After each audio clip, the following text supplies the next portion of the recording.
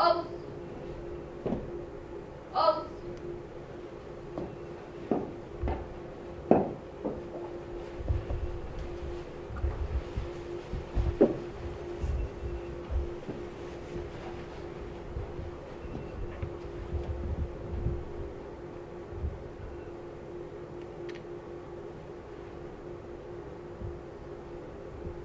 Raise and arm. Pledge allegiance to the flag of the United States of America and to the republic for which it stands, one nation, under God, indivisible, with liberty and justice for all. Order. Arm. Oath. Arm. Arch.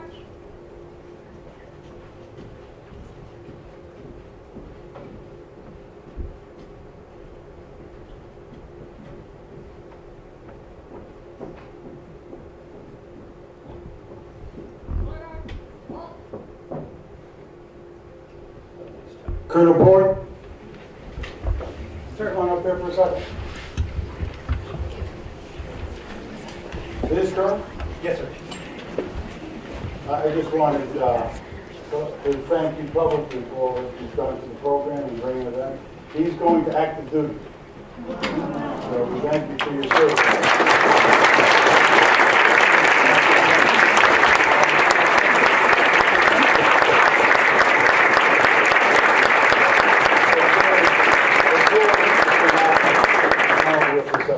Tell them who your replacement is. I think they'll find it interesting. So we lucked out. We actually have two replacements. We have a lieutenant colonel coming in from California. He's originally from the area. His children are settling in the area, so he wants to be closer. But the really cool story is our enlisted position is going to be filled by a chief master sergeant who graduated from Danbury High in 1994. And to tell his story, he said he was kind of lost, and the JROTC program put him on the way. And because of that, he enlisted in the Air Force. And to make Chief Master Sergeant, only 1% of all personnel that enlist in the Air Force make that rank. So to have somebody that not only is a graduate, but to actually succeed and do so exceptionally well is going to be a shining example to the kids. So we're really blessed to get him.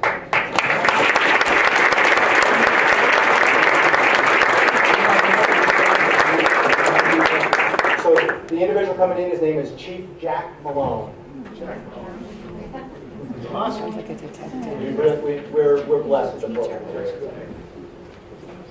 Thank you. Thank you, sir. Appreciate it so much. For the audience, our program is on probation. We didn't have enough cadets, and our program was demanded for us back then.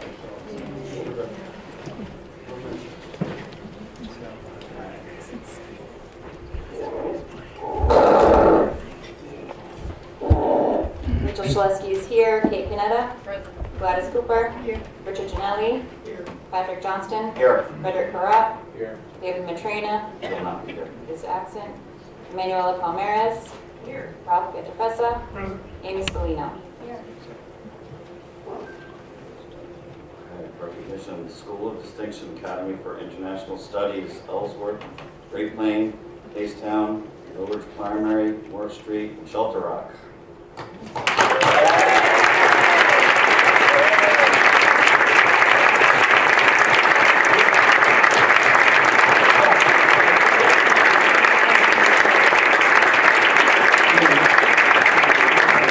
I know that the board has heard me say this, and they support the work that you do through the budget as best they can, but the work that all of you do in your classroom each and every day make the real difference in what happens in this district.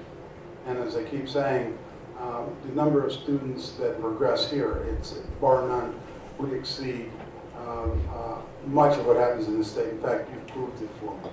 You proved that theory for me. There were 2 districts that achieved the status of 7 schools. It was Danbury and it was Greenwich.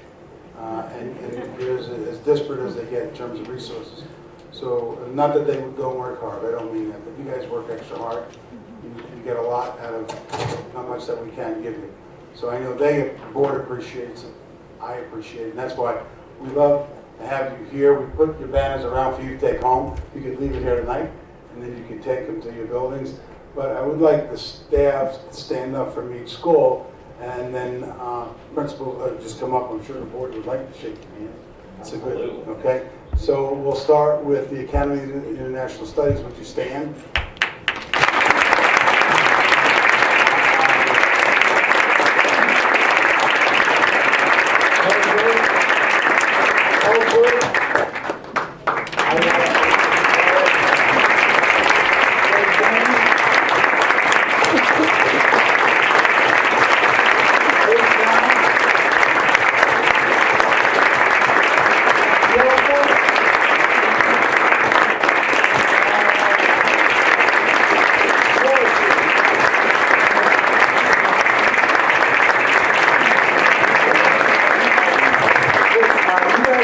Want to come up to shake your hand. So it could be a principal, it could be your staff member. Who, did I miss someone? Oh, Will Ridge.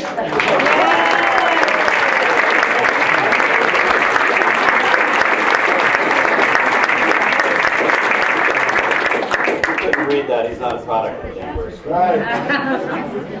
Just come around Come the on middle here here. inside.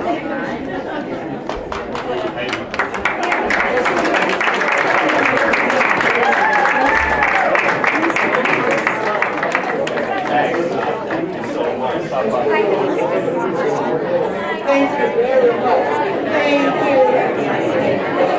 Thank you. Thank you. Thank you.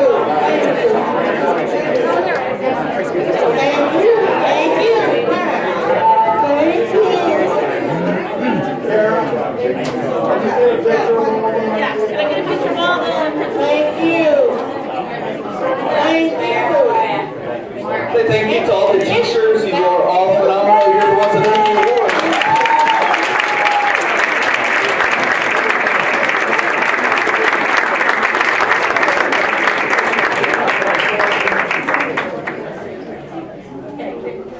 Wait, principal's up here. We're going to take a photo. Sarah's going to take a photo. You can take a photo, you're gonna be in the photo.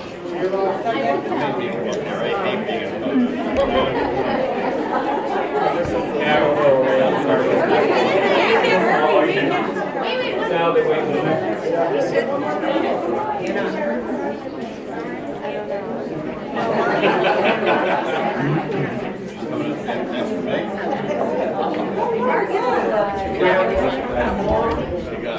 Wait, I don't want this.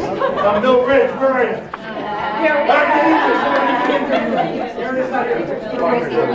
Go, Chrissy, go, Chrissy. We have one? At least someone from each side. That's good. Say achievement. Photoshop about 30 off of me. Okay, great. All right, thank you so much.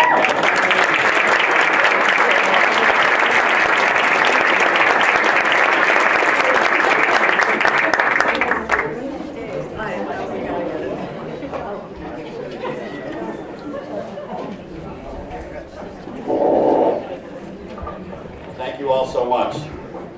We have public participation. First one on is Christina Heffel? Heffley. Not a product of Danvers Schools either.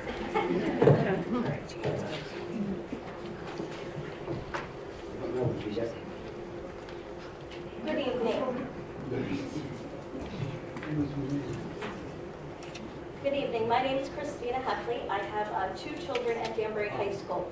And I'm here tonight really just to inform the Board of Education on a collaborative effort that we're doing to attract parents. We understand that the city has budgeted, or it has allocated funds in the capital budget, which will be approved in May, to put in a new track. We really just wanted to make sure the Board of Ed knew what we're doing to sort of make sure that the entire City Council knows there's a lot of parents who are in support of this. So we're very optimistic that it will be approved in the budget, but we really want to make sure that the City Council knows how important this is. We started an online petition. We got 650 signatures and about 120 comments in less than 24 hours. And people are supporting the track. So I'm just going to read you the letter that we'll be submitting to the City Council next week, along with the signatures that we have hard copy and online. Dear Mayor Boughton and Danbury City Council members, as parents of Danbury High School students, we write to you today to ask for your full support in the replacement of the Danbury High School track. It is our understanding that the capital budget proposal includes $2 million allocated for this purpose, and we are asking that you approve this request in its entirety. It is unfortunate that the track was not replaced sooner and was allowed to deteriorate to the point that it is no longer usable. The deterioration conditions of the track were brought to the City Council more than 4 years ago. As a result, the athletic department and school administration have been forced to cancel our home track meets. Due to the risk of injury to our student athletes. Unfortunately, that means that O'Grady Relays, a 39-year tradition, and the boys and girls home track conference meets will be held at other schools.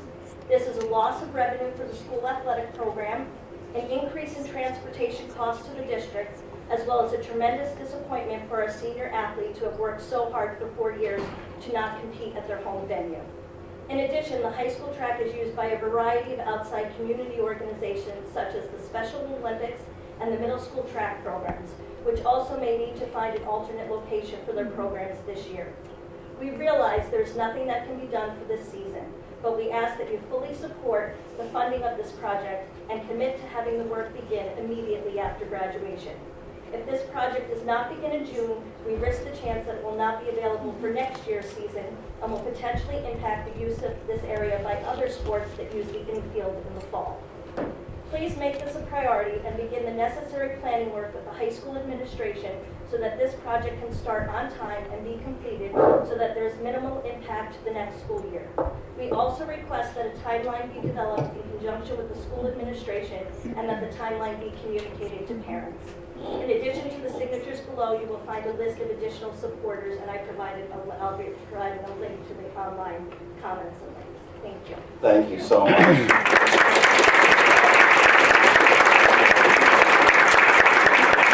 Our next public participant will be Mayor Mark. Thank you. I just want to address the issue of the track. Just so everybody is aware, we knew that the track was starting to fail about 3 or 4 years ago.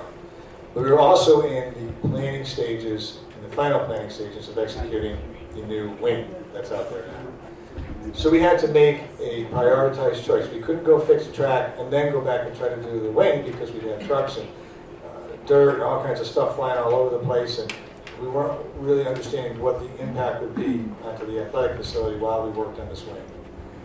So it was always our goal to finish the wing first, have the space for the kids, and then turn to the track. We did. We turned to the track late last summer. We had budgeted $600,000 to replace the track. When our consultant, who is not somebody we have to bid, we take him off what's called a on-call consultant. It's already been bid. It gets bid once a year, so we don't have to run a bid every time we want to get somebody who knows about tracks and football fields. Went out to look at it. His assessment was that there's much more work to do than just replace the material around there. So he believes and has now pretty much written up his assessment that, and he's conducting his survey right now, his micro survey, to basically smooth out all of the low spots in the track. Because the problem is that it would rain, particularly in the summer, the water would pond on the track, then it would bake under the sun, it would peel up the adhesive and off the substrate and off the asphalt and the other mess that you have today. So that took the work to be done on this from just being a repair, rip out, replace to a regrading and complete redesign and put the new material on top. It took the price from $600,000 to $2 million, so it'll be over $2 million, which we have. We've already programmed that last year. It is not in our capital plan this year. It's not. It was last year's capital plan. So that money is already programmed, and Dave is out there working on the design specs right now to be able to do this. Bidding a project like that should take roughly, usually we open a 2-week window for bids. Board of Awards meets, they award the bid in a day. We go to contract. Contracts take, most of these are all pre-designed, pre-written contracts with boilerplate language. They just take a couple days, and we'll be ready to go. So it's our goal to be on site to mobilize right at when the last diploma flies, the next day we want to see trucks and big men with belts walking around and doing all the things that they do. We are in a tight window, though, to finish for next season because asphalt takes 45 to 60 days to cure. So what happens is you have all your new grading is done. That's going to take roughly a month or so. Kids are back at school by then in August, which shouldn't be too disruptive. If we can and we get everything done, we want to then lay the asphalt. We're going to leave it, let it cure for September and October, or September, depending on what happens, October, November. Go through the winter and then come out in early March and actually lay the material down. So that's the plan. You certainly are welcome to submit any stuff that you have in support of that, but I can tell you it's going to happen. There's incredibly strong support. Nobody's going to touch it. We all want this to happen too. Again, it was just one of those things where we had to prioritize projects in the high school wing. Was a bigger priority given the amount of equipment that was going to be in there. And if we'd done a new track, and then we had to mobilize and put dump trucks and bulldozers over on that new track, it would have been a travesty.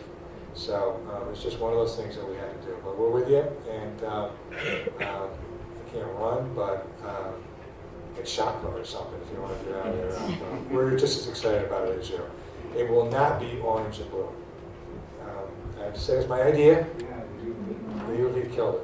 Yeah, so we're going to go to more traditional colors that you would see at any state-of-the-art college, university facility in America. So we can keep you updated. If you hit me with an email, I can kind of just tell you where our progress is in terms of all those steps we have to make so that you all are informed. That if you could just disseminate it amongst the team that you're trying to. Thank you very much. That's good news. New track. Lori Woodruff. Hello. First of all, before I get to what I wanted to talk about, I just wanted to thank all of you on the board on behalf of all teachers for all of your hard work in supporting our students here at Dan Mary. We all support you. We all support your proposed budget, and we will stand beside you. So thank you very much. What I'm here to talk to you about tonight is something light. When my school AIS was spotlighted.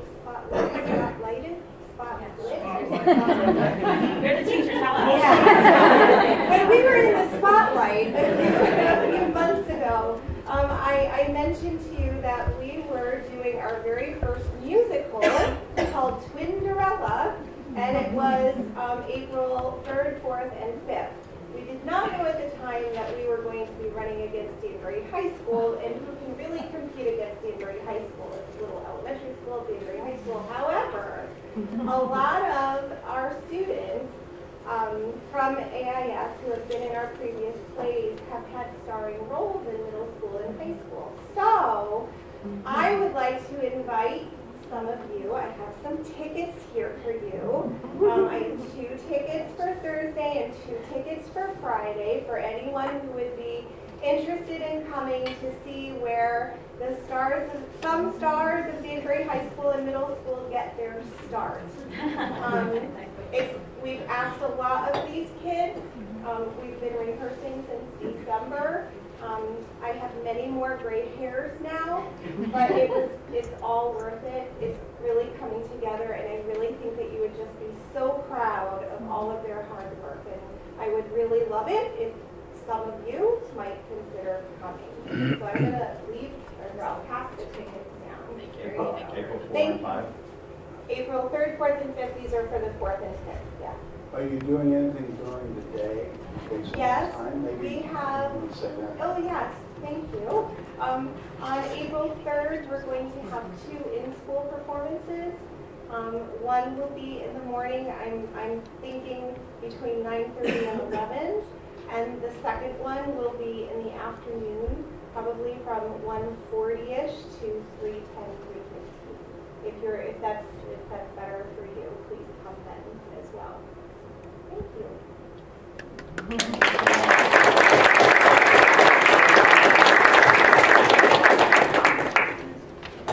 Checking the schedule with the boss right now,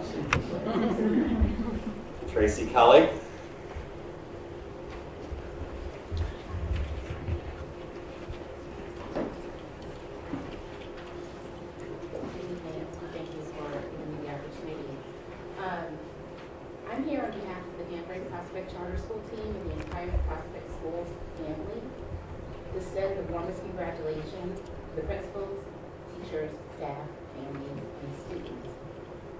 Morris Street School, Shelter Rock, Mill Ridge Primary, Haystown, Red Plains, Ellsworth, and the Academy for International Studies.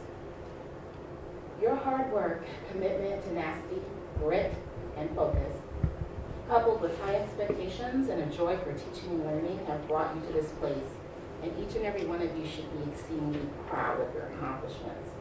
Danbury Prospect Charter School salutes you on your well-deserved success. You make us all proud. And to the students we say, way to be great.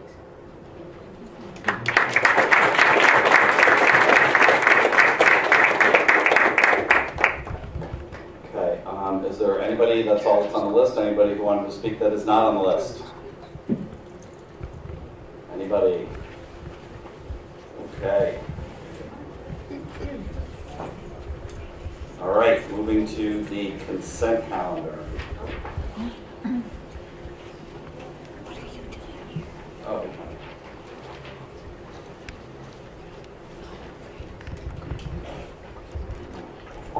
That the Board of Education approves the items on consent calendar, exhibits 19-47 through 19-50 as recommended.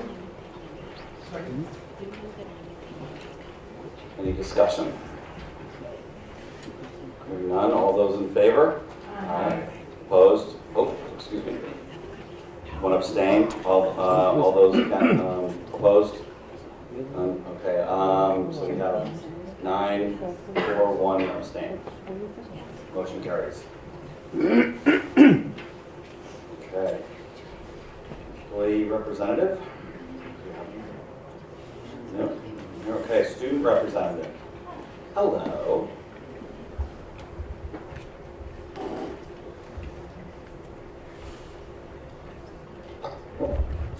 My name is Alyssa Scapitici. I'm from the Board of Governors Executive Council from Danbury High. Just some school-wide events. Today, the juniors took the SAT. The schedule changes were successful in accommodating for 740 test takers. The school fair and spring conferences were a success. Incoming freshmen were informed about the variety of clubs, sports, and special classes within DHS. The elections for student government are coming up and will take place in April and May.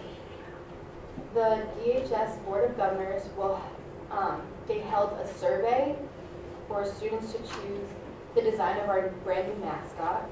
We are now in process of being conducted.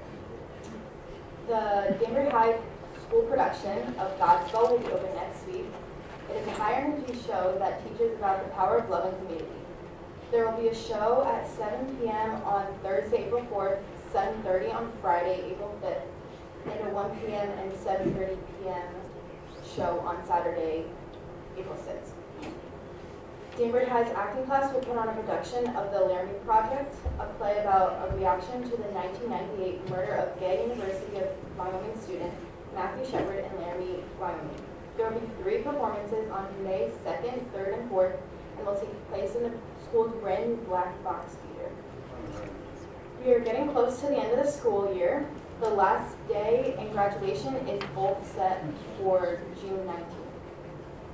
For our clubs, the Music Honor Society will be holding a coffee house in the new Black Box Theater on April 11th from 7 to 9. It will be a night of vocal, instrumental, and poetic performances, and anyone is welcome to attend. The National Honor Society has begun planning for Mr. DHS, a hilarious pageant that will raise money for Smile Train, an international children's charity that aids children in receiving cleft surgery. Mr. DHS will take place in the auditorium on May 3rd. Peer leadership has begun to recruit juniors for next year's peer leadership classes. And our winter sports banquet took place on Friday, and many students were rewarded for all of their hard work on the team and in school. And lastly, the spring sports have kicked off. Nearly 500 student athletes are now participating in sports like softball, baseball, tennis, and outdoor track. So much. Anybody have any questions or anything? It's just want to say I had an opportunity to sit into one of the rehearsals for Godspell, and it's an amazing production that they're putting together this year. There is special effects, there's water coming from the ceiling, they built out the stage, and it's not Joe Martino's fault, the water, it's just real stuff here that we're doing over there. And the kids are really excited, and the message of the play itself is just beautiful, and it comes in a really good time in our community. So I would, I'm actually taking my husband to celebrate his birthday for the Friday night show, and I told him I'm taking him to Broadway, and then it's going to take 15 minutes to get there. So that's how good it is, and I really encourage everybody to try to make it to one of the days. Thank you very much.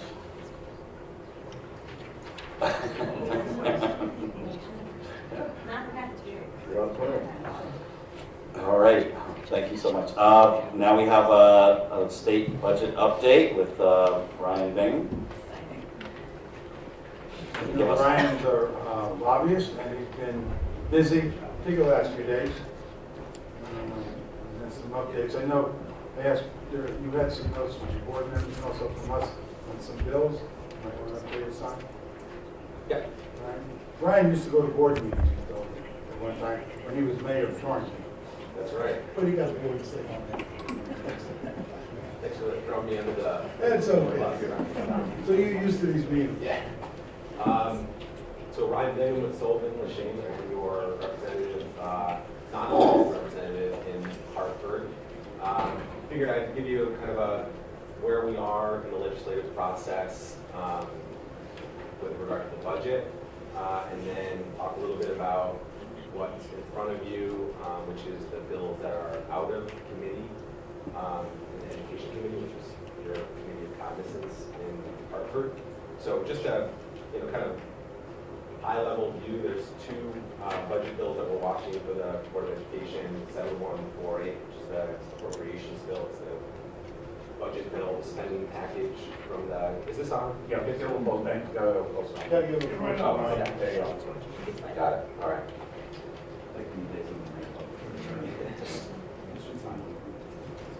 Hello. Cool. And 7150, which is the governor's education bill. I can provide you at your pleasure with a lot of reading material on these bills that we provided to both Dr. Sal and Joe and others. Dr. Sal and Joe Martino submitted testimony on both of those bills that were in front of both the Appropriations Committee and Education Committee. Big picture numbers, if you are interested, which is a good picture considering the state's financial situation. They're trying to cover a multi-billion-dollar two-year budget deficit. Non-educational two-year budget numbers for the city of Danbury specifically went down $93,511. The ECS base was relatively flat at a reduction of $3,557. If you want totals, I can give you those as well. Just wanted to run through this really quick so as to not interrupt your business today. The Alliance grant, which is kind of the biggest increase and something that's hopefully going to make its way into the final product, is an increase for next year, $2,403,000 and change. And in the following year, 2021, $4,846,000. So some very good news budget-wise on the spending package from the governor for the city of Danbury Board of Education. The teacher retirement system contribution request, and I'll talk a little bit about that. The governor proposed kind of a slimmed-down version of what Governor Malloy proposed last year, which is now each municipality would be responsible for 25% of their normal costs. This is the unfunded, non-unfunded liability part of the TRS, and distressed municipalities, which fortunately and unfortunately for the city of Danbury is not a part of that, they would contribute 5%. And if you're paying salaries above the median for teachers, they would pay 25% plus whatever the percentage is over the state. So for us, I'm sorry, So We're total, 25% plus with 3 points over, I'm just curious. no, 0.7, so we're less than 1% over median teacher. And so this is phased over the next 3 years. Next year, the contribution, if passed, would be $479,299 from the city to the state, or I guess the net of the income that you get. And then 2021, it would jump to $989,798. So just to net everything out, in 2020, if everything stands, it would be a net of $1.84 million to the Board of Education. And then 2021 would be $3.875 million. So that's kind of the, where are the numbers in terms Say of that again, what's the third year out? Second. 2021 would be the second. I'm sorry, I need to follow that. Next year, it's roughly $500,000. 1.8. This year, coming up September. 1.8. 1.8. 2020, yeah. Net. Net. That's net when you remove the teacher pension. That's how much we're getting. Yeah. Yeah, but that's not what I was talking, I'm sorry. I was talking about the contribution. Would be 479,000. And the following year? 989. $1 million. And then $1 million. And then, yeah, then you jump. And it's $1 million. 5%. Third year is like $1.1 million. I'm sorry, $1.5 million. Right. In the third year. That's a lot. Okay. The expectation is that that's going to continue to be ongoing forever, I'm assuming. No, it's that's the phase in over 3 years. So that 1.5 would be the expected contribution and everything if the law passed this year. Then that contribution will live by the city / board / somebody's budget going forward. That'll be a payment made yearly, just like the city makes a payment. Right, in other words, this isn't a one-time, we're going to pay over 3 years and we're going to be done. We're going to be making some perpetual payment. Yeah, 25% of the normal pension cost. Okay. So big picture, that bill, which is 7148, is in the Appropriations Committee. They've had all their public hearings. The deadline for the Appropriations Committee is May 3rd. So we'll expect them to make a decision on the governor's budget by then, probably a couple days before the deadline in case something happens. And then the Finance Committee, which is the revenue side of the state budget, their deadline is the day before the 2nd, May 2nd. So to have a really good idea of where the legislative committee believes the budget should be, we'll have a good idea the first week of May or before. At this point, on the budget side, they're broken into many different budget subcommittees, both on the finance and the appropriations side. So they're reviewing testimony, they're reviewing submitted and oral testimony, they're talking to their state agencies, they're asking for documentation, they're adjusting revenue numbers based on returns from our tax time. So around April 10th to the 15th, we'll have a really good idea when the comptroller delivers kind of what the numbers look like in terms of the income tax. And then 2 years ago we were in special session, and not that we're not there for you and for my sleep. And Joe calls me every day finding out if they're in leave and have a deal and where the white smoke is, but it does appear that there is going to be change to the budget, at least from our perspective, looking in. I would say more so on the revenue side of the budget. The governor proposed several expansions or removals of exemptions to the sales tax, and they've been relatively controversial depending on who you are. So if the Finance Committee passes a budget that provides less revenue than this Appropriations Committee passes out of their budget, then you have a combined budget that's out of balance and it's not going to cross the finish line. So there'll be several more updates from us through Joe and Dr. Sal on what the leaders are saying, what the governor is saying, what they're willing to concede on in terms of certain spending items or revenue packages. So it's an ongoing process, but it's a good starting point. It's certainly a better starting point for the city than in previous years where we were kind of just hoping for net zero. So, so I wanted to leave with that as the good news. Any questions on the process of the budget?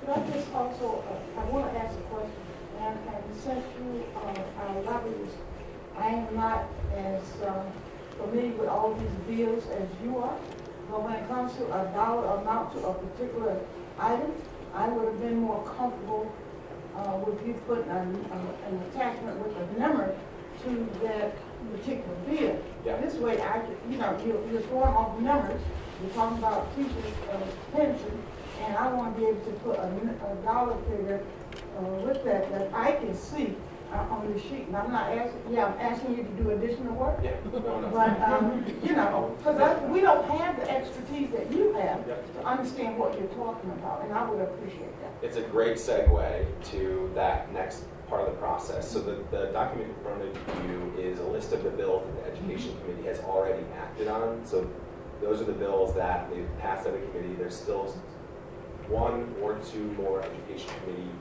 meetings left, and their deadline is the 1st of April, so next week, next Monday.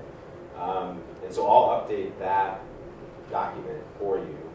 And then what happens once a bill gets passed out of committee is the Office of Fiscal Analysis, which is a nonpartisan agency that works for the legislature, and the Office of Legislative Research, so OFA and OLR. These are nonpartisan organizations that work specifically for the legislature. They'll review all of those bills, and they'll tag what we call fiscal notes to them.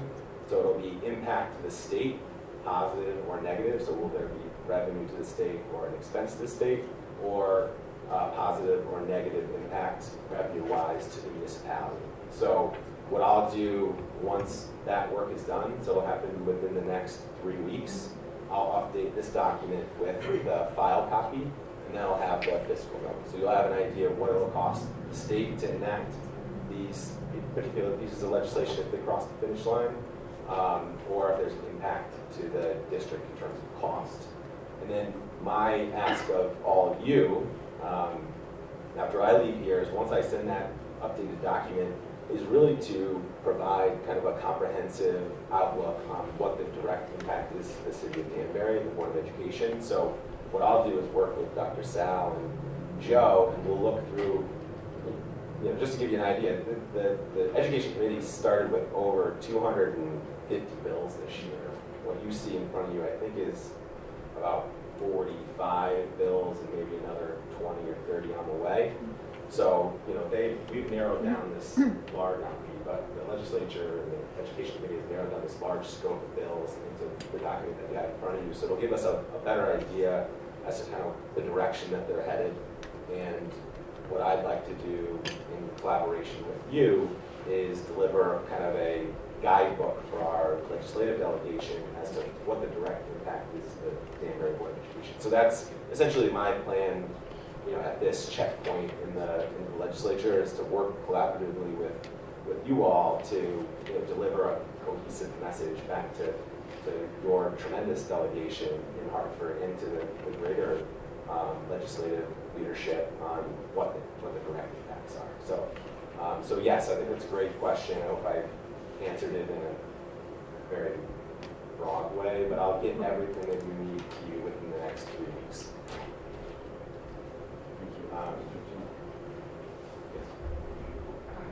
Can you just reiterate the specific year we said the increase in the alliance money was $2.4 million? Yes, that would be the 2020 state budget year. The alliance revenue to the Board of Education for the city of Danbury would be $11.8 million, which would be a net increase of $2.4 million, just on the alliance. And then against that, our obligation for the Same year, 2020 is $479,000 and change. and then it goes up the following year to 4.8. The following year, 2021 budget year, would be a revenue on just the Alliance, if you're talking the Alliance, would be $14.2 million. And that would be a net increase of $4.8 million. And then less the 2021 TRS contribution of $989,000 would be a net, this is net total, right? This is education and city net total to the city, would be $3.875 million. So after the 2021, that 989, will that stay constant or is it fluctuating? It goes up one more time to get to the 25% of normal costs, and it's about 1.5. That's 2022. So we can't do 1.5. Unless that legislature makes any changes. Rich, I think it's gonna flux a little bit though as salaries increase, there's gonna be some escalation on that. Yeah, the percentage are gonna move, but you're gonna see some movement in dollar value as salaries grow. So what happens if we drop below the median during that experience time? To become a distressed municipality? Yeah, well, no, there are two things there. Okay. First of all, so the only way we're going to access it, even if we drop below the median, we would just lose that percentage above the 25%. Correct. We'd have to move into the distress column to get the 5%. Correct.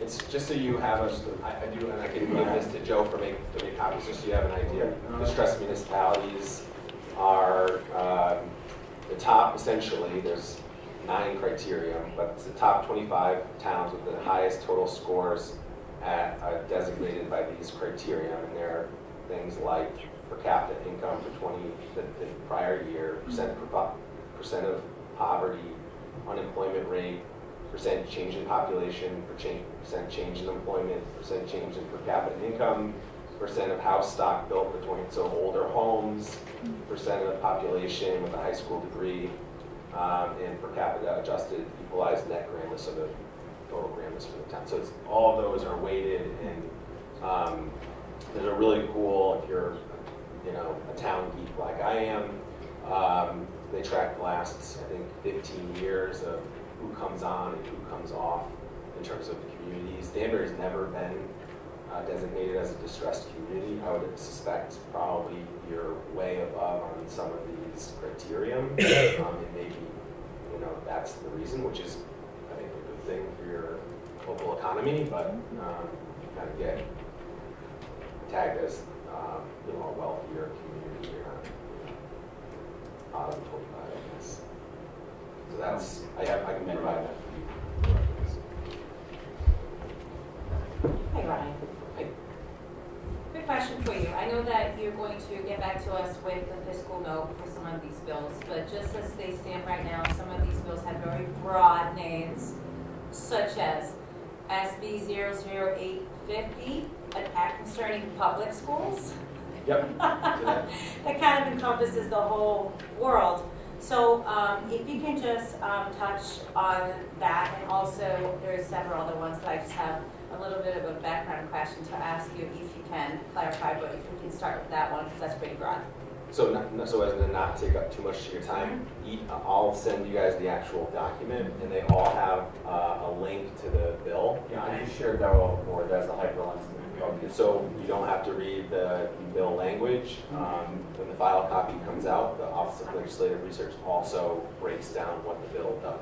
So I think that'll kind of get you to a point where at least we can pull together, a direct impact to the city. So like the bill that you referenced, that's likely a bill that the State Department of Education puts in and has their recommendations for public schools. And as it stands now, are there any bills here that you are kind of red flagging by your experience as far as the possibility of cost passed on to us? Off the top of my head, there are several, and we can kind of get to I actually have the bill tracking as well.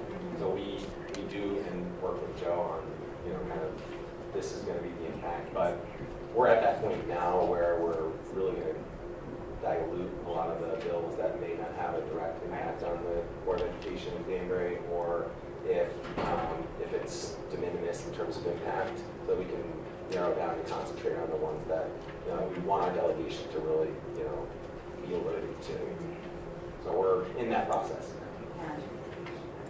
So if you could then, after you go through it, if you can, and obviously we're getting the emails as well, because Dr. South forwards them to us, but if you can also come up with like a top 3 for us to also do what we can to mobilize, reach out to our legislators individually, but it's the education committee this year was kind of flooded with ideas. I feel that almost every committee up at the Capitol has been. Everyone is having a push to kind of sit down, Santa's lap, and get all their wishes come true. So there's a lot of ideas floating around the building, and it's going to be hard to kind of be aware of everything that's going on. And I'm glad we have you up there, but if you can help us and just really kind of also focus our energy on our end to get the community involved and also talk to our legislators ourselves as well to help bring it work out great. Love it. Thank you very much. And then, so process-wise and timeline, we do have May 9th as the Danbury Day. Danbury Day. So it's been scheduled. Scheduled, May 9th. It's 11 to 1 at the state capitol, and it's really a good time where the legislature will be meeting more often and having more regular sessions. So, if we do the work now over the next 2 or 3 weeks in prioritizing, as you're suggesting, and putting together kind of a more comprehensive, this is direct impact to Danbury, it'll be a good time for us to showcase that on the 9th.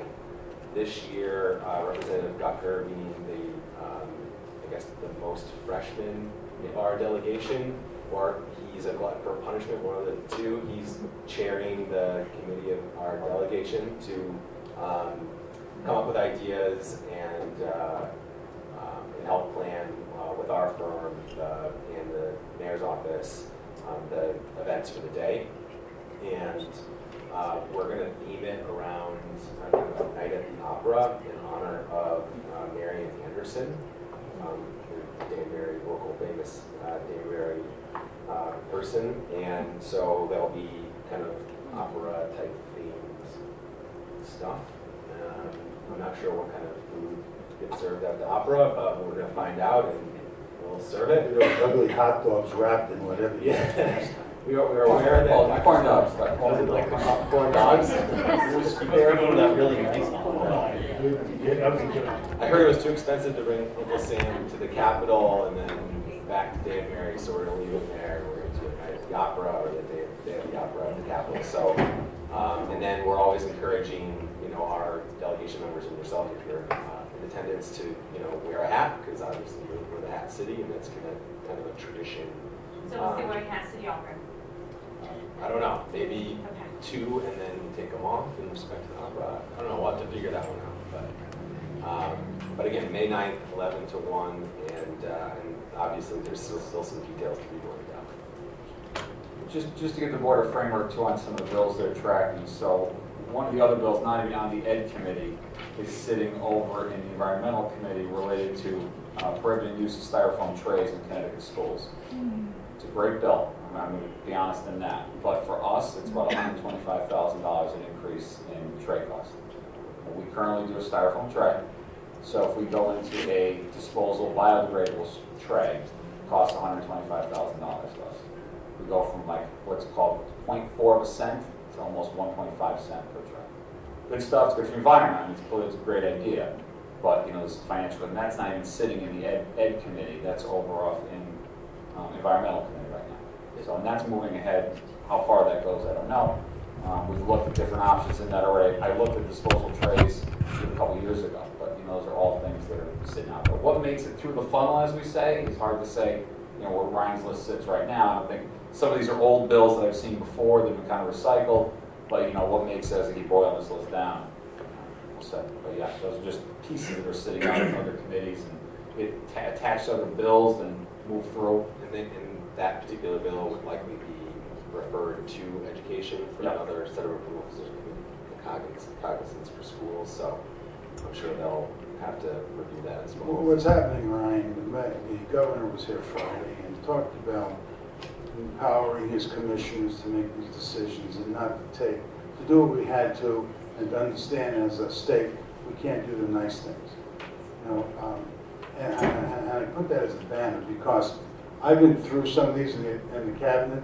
We all have something, and I do want to just share with the board because we're going through the budget process. You're going to hear next week when we get our budget.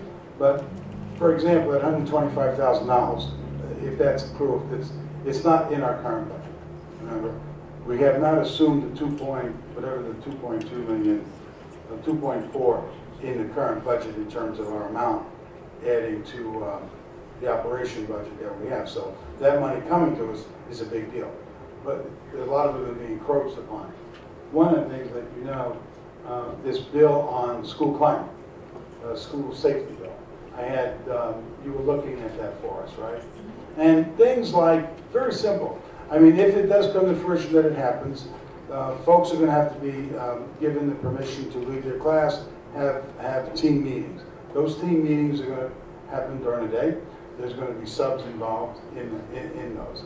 There's also a number of assessments that maybe you want to brief everybody. I just want you to hear, and I want you to hear the dimension of how it's going to impact this. Go ahead. So under the classroom safety bill, of course a good idea to make sure that all students and staff feel safe during the course of the school day and in their environment. But there are some fiscal implications that will definitely be at play. There are also some concerns with some current legislation that's in place, IDEA, which oversees special education and IEPs in particular, which must be complied with, as well as 504 plans under ADA regulations. And so this legislation that's coming through does allow certain staff members to make decisions to remove a child from a classroom kind of beside those formalized processes that are in place for meetings. So a concern of mine on that front. Second to that, if there is a student that needs a level of support, who are the staff members that then are going to cover the classroom while the rest of the class continues on, provide effective instruction for them, the administrative team and the rest of the support staff that will have to stop what they're doing and intervene. Also the experts in the field, which we currently have 3, they're known as BCBAs or behavior analysts across the district that are working with our students that display kind of the most challenging behaviors and trying to get at the root cause of what those behaviors are and how to put plans into place. And I do feel that this legislation would require us to employ more of them, our behaviorists, more pupil personnel staff to assist with things. And I think we'd have to put some pretty, one of the pieces of this legislation is also a policy that must be approved by the Board of Ed. Off the top of my head, I think it's January 2020. Don't quote me on that though. On how we would expect a protocol for teachers to follow when they want to remove a child from the class, the necessary people that would have to be at that meeting, and how we have to proceed from there. So those staffing implications, definitely something to think about. The policy and how it currently conflicts with plans that are individualized, that are supported by state and federal law, are all, pieces that will have to be worked out for the district. One of it could be removing students into a program. That's correct. I guess what I'm saying to you, if you're hearing this and it happens, none of this is in the budget at all. And the numbers will vary, but they're going to be substantial with that. There's other things that are... Do you want me to mention about the possibility of an alternative? Well, why not? So one of the things that we talked about is, do we need an alternative site or program that if a child needed to be removed, it could be a separate, elementary, middle school classroom that the child would go to for a designated period of time that would have to be staffed and resourced and then collaborated with the home school where the child would then return to. But there are a lot of factors that would have to be considered because we can't just remove a kid, particularly when we're talking about elementary school students, where do they go and who do they hang out with and how do they receive instruction and education? And so all of those things pose challenges for us to figure out. And of course, fundamentally the safety issue, there's no disagreement on my end with that, but the other pieces of making sure that we logistically have good plans in place for all of our kids is going to be a challenge.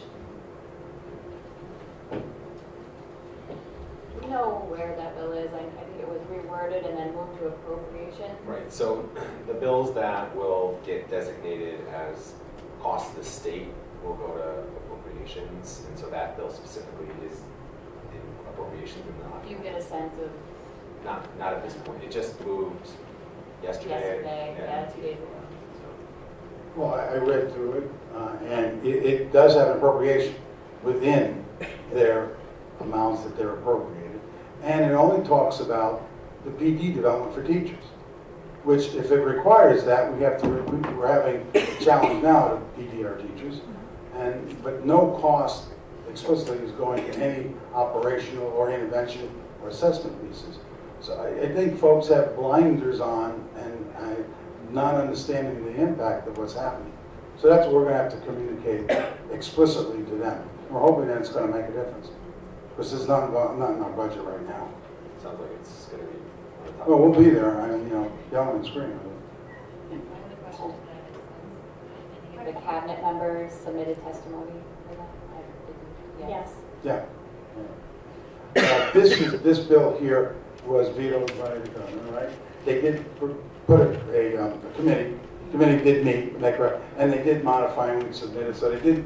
There's some good things that they moved out of, but these other parts are really onerous to us. If in fact we have to operationalize them. For example, one of the groups that I belong to, which is a Directors Association, submitted testimony as a group to share some of the procedural concerns that we had related to this bill in particular. And sometimes in doing it, empowering numbers across many districts. And I know the Superintendent's Association does similar things. So that is how we address this. There was, I'm sorry. All right, two questions. One, on the Alliance money, is there any change in terms of the distribution? Is that continuing to come to Board of Ed, or does it go to municipalities? I believe that money goes directly to the Board of Education. No, it doesn't pass through. It used to. My understanding now, it goes part of ECS. Right? Yeah, they dropped the Alliance tag off of it, and it's ECS funds.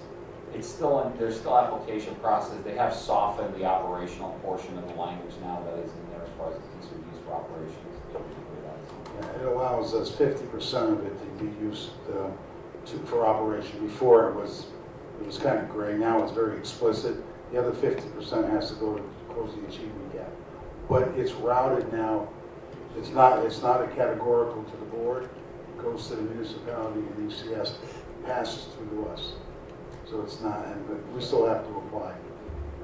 The second question, on a Danbury Day, on May 9th, is there something that you could recommend as to what would be effective for those concerned in Danbury who want to go up? Represent Danbury there is to how to become organized, or certain talking points, or when you get there, who would you recommend that they go see? So we're sort of organized and just don't go up to the bus go to people. Yeah, so part of my recommendation today was to kind of consolidate what we have, make a document that is kind of comprehensive on the priorities of the Danbury Board of Education, what the impacts are, and they're coming to us. So Danbury Day is in Old Judiciary at the Capitol. So the reason why we do that is the legislators, not just Danbury delegation, but all legislators and staff are welcome to that event. So they're coming through that room, maybe for the snacks, but they're also going to get a dose of these are our priorities. So that's kind of what we're envisioning for the day. That's what's happened in the past. And so I would suggest highly, find myself, and I'll introduce you to my colleagues, and we'll introduce you to legislators, not just our Danbury delegation, but other legislators that are coming through to check out the event. It's really fun because there's Bridgeport Day, and City Hartford Day, and I think New Milford has a day, and so you'll see other members of those delegations kind of scoping out to see what we're doing, and we'll grab them and say, here's our priorities, here's what we're here to talk about today. So it's a good dialogue and a good time to have that dialogue. So I would recommend coming with an opportunity to talk about the great things that the Danbury Board of Education is doing.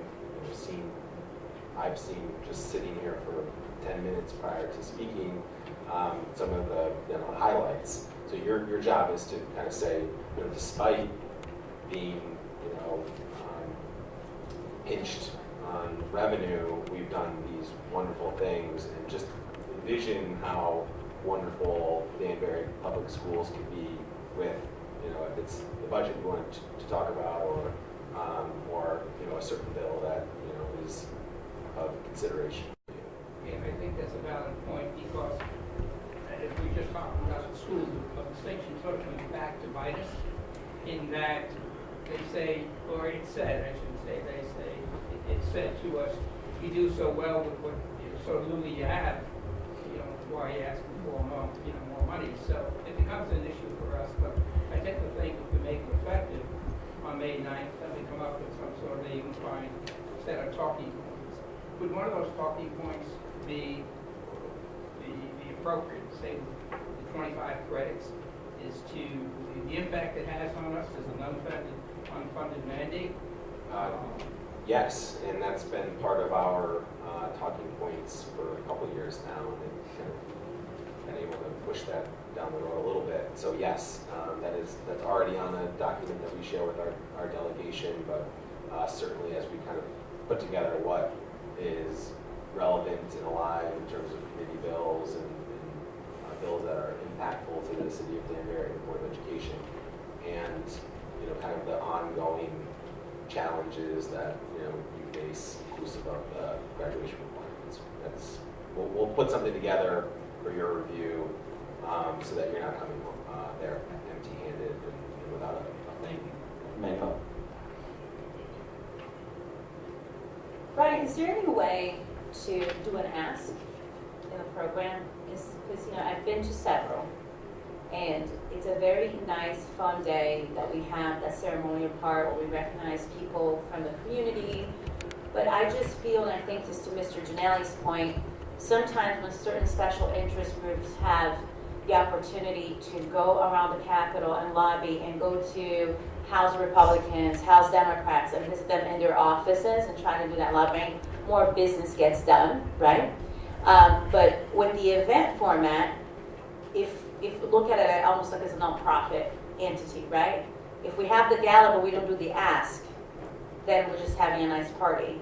So is there a way that in the program that we can have maybe our chair included in that lineup where the legislators come and talk a little bit, or even those who are speaking from the Danbury delegation in their very nice remarks about all the nice things about Danbury, also include the ask of what Danbury needs and what our schools need, so that all of us who are not, you know, used to the lobbying part of it, if we miss something, they also see that our delegation is taking leadership in doing that ask and speaking about our contributions through them all in the same line item of how the 25 credit impacts us.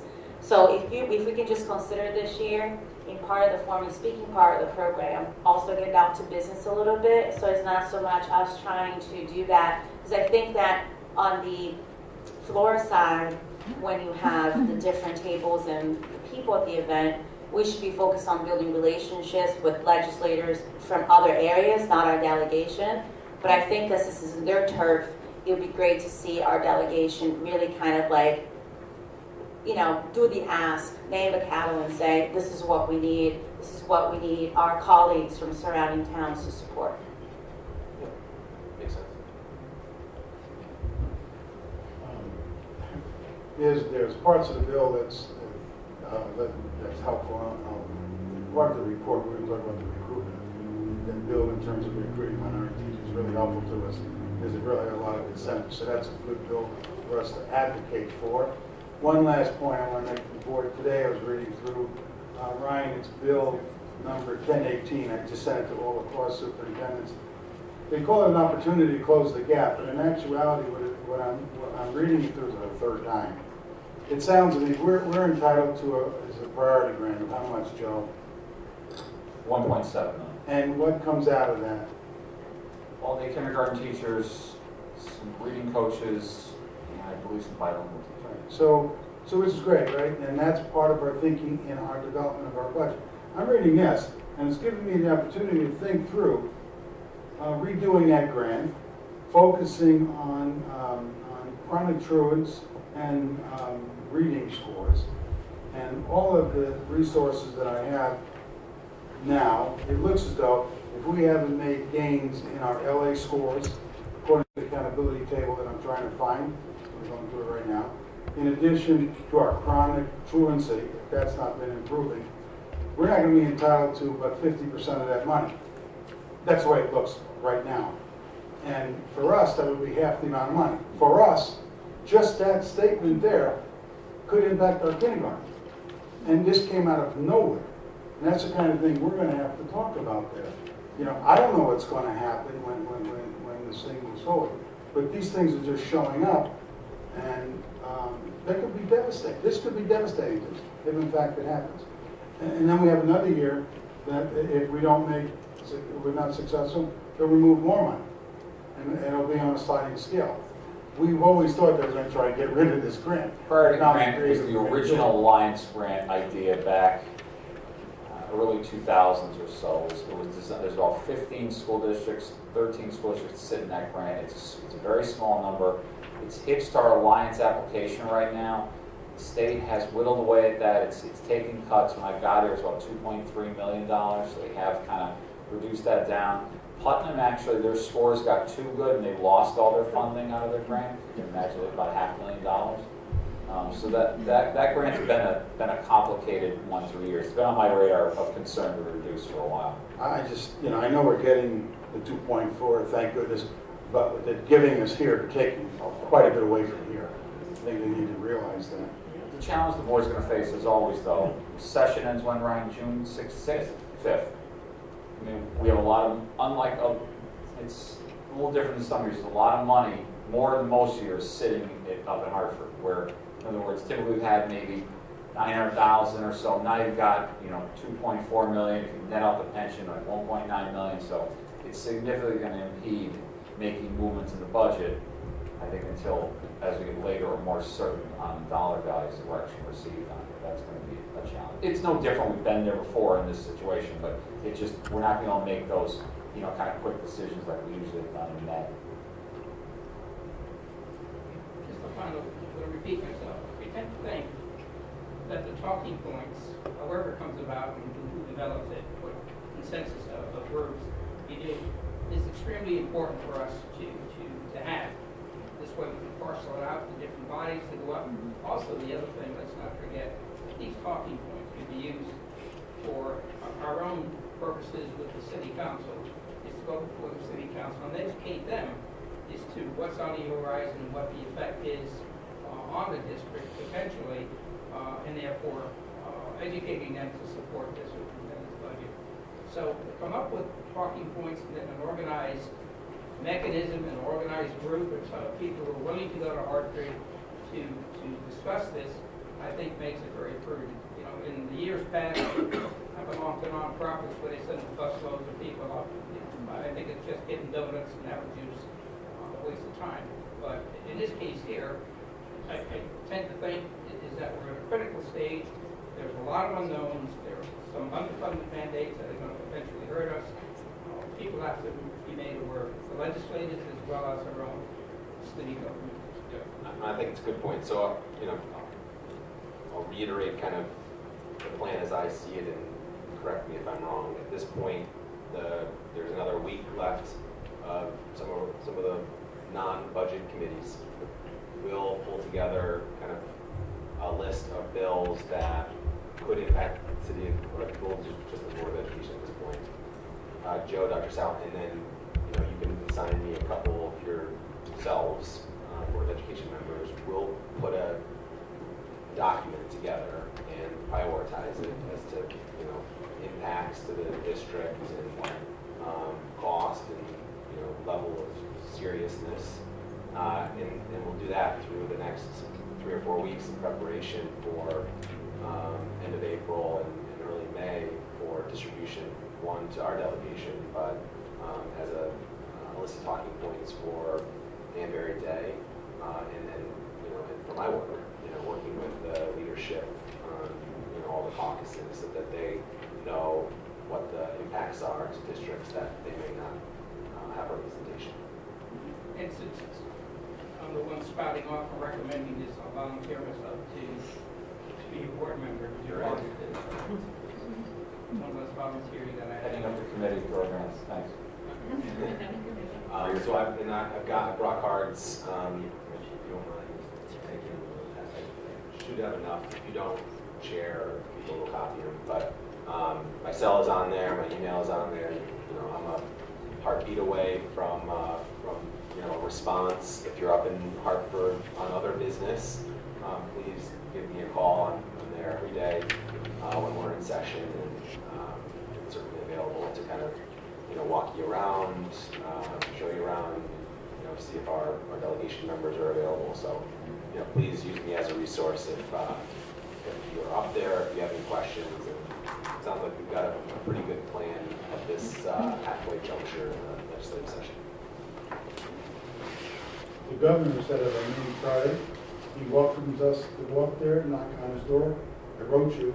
Give me 15 minutes with him. I mean a positive. I thought you were wrapping knuckles and rags. I'm not bringing anything. I'm not going with it, Dr. South. He said, come on up.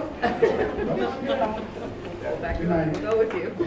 All right. So, any other questions? Or Anybody else have any questions?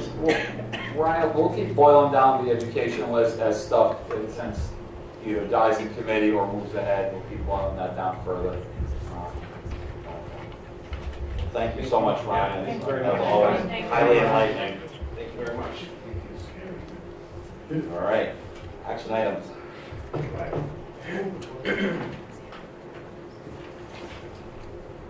I move that the Board of Education accept the February 2019 operating results analysis general fund grant projects in accordance with 19-51. Seconded by Mr. Petrofisa. Any discussion? Hearing none. All those in favor? Aye. Opposed? Abstained? Motion carries. Thank you. Superintendent's report. Well, the mental health seminar on March 7th, but I just want to avoid, we had a tragedy again this past week, and it has impacted our school system. Kelly's deployed individuals. You might want to talk a little bit about what you're doing. I think everybody should hear that. Just given the most recent tragedy, really just working with our PBS staff members to make sure that they're available, vigilant, doing what they always do, but to kind of an increased presence. Making sure that they're available for our students, for some of our staff members that are having difficulty, as well as our parents that are calling in. So just, they've been doing a great job. We've had a team available to deploy extra support to individual buildings if needed. At this point, the current PBS staff in the building have been managing and kind of consulting on things that they need and seeking out referrals. But we do have staff available to go wherever is needed. So I think they all need to be commended for their efforts. They've really, they always do an amazing job, but it's been a particularly challenging few months, and they have just been, tireless in their work, well above and beyond just kind of the typical call of duty. So, and the administrators as well have really done a nice job in supporting them with their work. So. March 7th. Seminar. We have two, and you get the mental health meeting on April 2nd. So the first one, I'll start with the April 2nd meeting, that we are going to be doing a meeting with some representatives from Danbury Hospital and the city, as well as the school district, to just see how we can partner better to support our students. A couple of the concerns that came out of the last community forum were, when a student needs crisis intervention at Danbury Hospital, or any hospital for that matter, and the psychiatric care, and whether or not it's focused on pediatrics. So we're going to engage, I'm excited to engage in the conversation with them, and thank Dr. Sal for arranging that. So I think it'll be a good step in the next direction on how we best support our students. The other thing that we will be doing, another community forum, the next topic will be on substance abuse, with a particular focus on vaping. But all substance abuse, will be kind of covered in the cycle of addiction, as well as some warning signs and helpful tips for parents. The date is still to be determined, but we're looking at either the week after spring break or the first week in May. And Terry Budlong from Stand Together Make a Difference will be the person that will be facilitating that conversation. Her and I met today, and so we're in the process of setting that up. She's, I'm glad you said that, sorry, Terry, leaving today. She's, when we had the tragedy about a month and a half ago, 2 months ago maybe, from the mall, we had that massive meeting with, I don't know how many people on that phone call. 30? 40. But one of the things that came out of it was that there are districts utilizing students and student-to-student work and really being available to work through issues and, let's say, difficult circumstances. And there's a trainer in that worked with Terry and out of, is it Brookville? Over at either Bethel or one of the high schools. No, it was... Anyway, it's a local high school. She's going to come over and they're going to work with identifying some students at Danbury High School and start one of these clubs, volunteer clubs, working hand in hand to outreach to other students. So I think that was something in that conversation was pretty powerful. Sorry, I don't recall I know she was reaching out with Bethel, but there was another high school as well. And it's really looking at maybe a peer leader group. We're trying to tap a group that's currently in existence and get them to be trained in youth mental health. So that's good and helpful. CAVE policy audit came in like yesterday afternoon. Looks like we have a number of policies to update sites and things of that nature. I talked to the CAVE person, Vinny Mastero, today. They, if we have this audit now, one of the things that most districts do, they'll take the audit and there's a service. They will go through and update the policy, put them together for the policy committee, and then give them to us, come in, and then you'll go through them and recommend them to the board. So I'm going to work with him to try to do that. And then when he meets, I guess the way he pointed this out, they'll take sections of the policy book, update them, get them to the policy committee and to us. So it may take us about a year to get it done, he says completely, but then our policies would be updated. There's going to be a lot changed from this spring too, right? So that's going to happen as well. So, I'm going to work with him and figure out how and when he can do it. But we have a policy committee, right? So that's okay. I could tell CAVE that we like that service, and as soon as he starts putting them together, we can then have a policy committee and start updating the policies. And that'll be really helpful to us. So that just came in.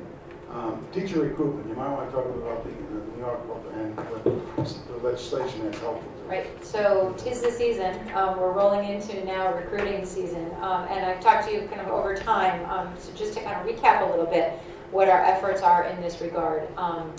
We right now are starting kind of career fair season. So that means we typically will deploy teams of a couple of administrators to go to some career educator fairs with which we've had some great success, including ones at UConn, at WestConn, Sacred Heart, Southern, all places that we've had some really nice experiences with teacher candidates coming out of their prep programs. So that process is just gearing up now, and those career fairs start kind of early April. When those teams go out, they bring with them some really nice packets of materials. We've got some brochures. We've pulled together some clippings of what's going on in Danbury. And we also provide for them what is now, I'm happy to say, a growing list of incentives as well. So it might include information on tuition abatement. We've been contacted by several local institutions about enhancing that program. So it might be that you have a 10% discount at WestConn or at University of Bridgeport. There may be some interning opportunities that we're looking at with some other schools that we may be able to use as an enhancement to try to bring people to Danbury. So we're working on those materials constantly and updating them, so our teams will go out with those materials. And typically at those events, they'll have some interview slots in the afternoon, particularly in shortage areas, and they'll do some screening and interviewing and then come back with that information to my team, and we'll highlight in our own application process for administrators those students and recent graduates that we'll be seeing and that we really want to try to recruit to the district. We've done some recruiting in high need areas like SLPs for next year already. So we hope that those stick, that those are people that have committed for the coming school year, for next year, which is 1920. And we're continuing to push in those areas where we traditionally have trouble attracting candidates that are of good quality because they're in such high demand across the state. So that process is going on. We also do some targeted recruiting in particular areas. Terrence Cunningham is going to head south again for us and hit some of the schools that he has made some inroads and some connections to, with a particular attention to looking to candidates with minority status. We also have Marnie Durkin making a connection with Delaware State, and she's been doing that for a little while now. That's another area that we've identified as a likely place for us to mine some good candidates that would be attracted to this area. So we're doing some kind of targeted recruiting in those areas to see how we fare with those efforts. What Dr. Sell is referring to with legislation is that the State Department of Education, working with the legislature, is really trying to give us some help with recruiting, particularly in the area of minority teachers. I was just looking at some numbers earlier today, and there are, to give you some idea, a little over 52,000 teachers in the state of Connecticut. About 8.5% of them are teachers of color or minority teachers. So statewide, the numbers are low.